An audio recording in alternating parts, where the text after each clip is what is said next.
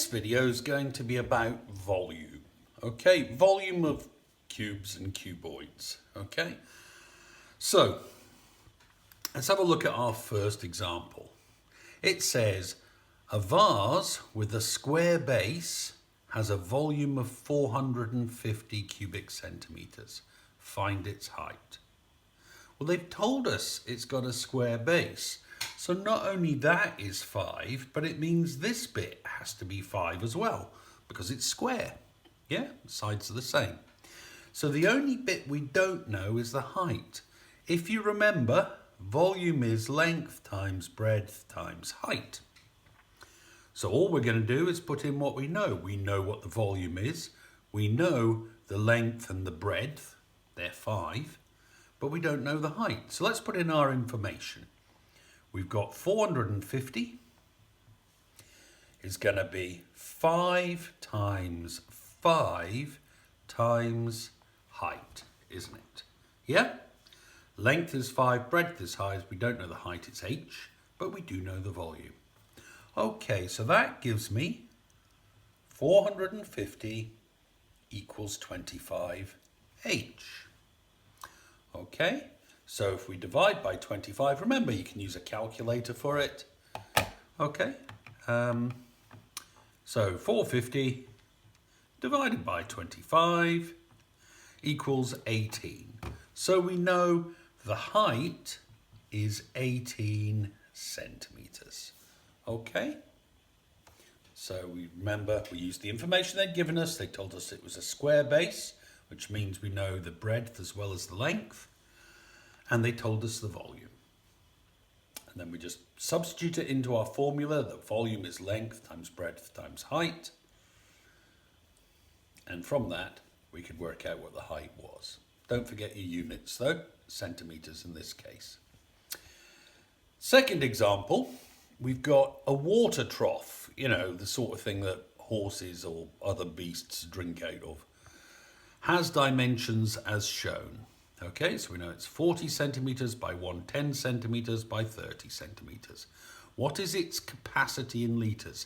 Now, capacity is just another word for volume, okay?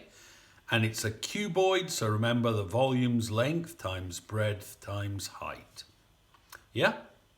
So let's work it out in cubic centimeters first, and then we'll remember about liters. So look.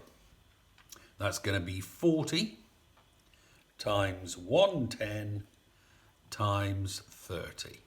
If you work that out, you've got 40 times 110 times 30 gives me 132,000 cubic centimeters. Now, they asked for it in liters. Remember, 1 litre equals 1,000 cubic centimetres. So what I'm going to have to do is divide that by 1,000. That's easy enough. Look, it's 132,000 divided by 1,000. It's just 132 litres. So remember, 1 litre, 1,000 cubic centimetres.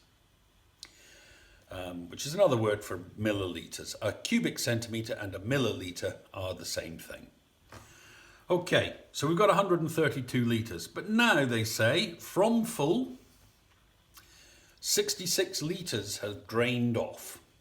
What's the remaining depth of water? Well, first of all, let's work out our new volume.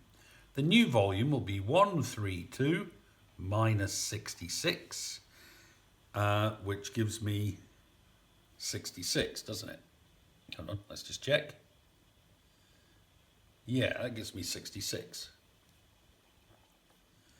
litres, which is 66,000 cubic centimetres. And now it's just like this one over here. Yeah, we don't know what the height is because it's not 40 anymore.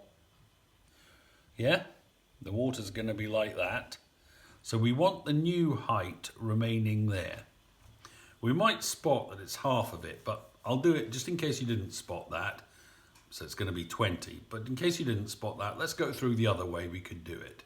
We know the volume is 66,000, and that's equal to 110 times 30, which is the length times the breadth, times the height, which we don't know. Okay? Well, look, 110 times 30 gives me 3300.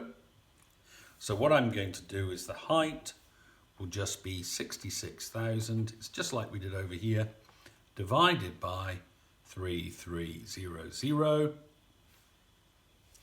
Okay, which gives me 20 centimeters.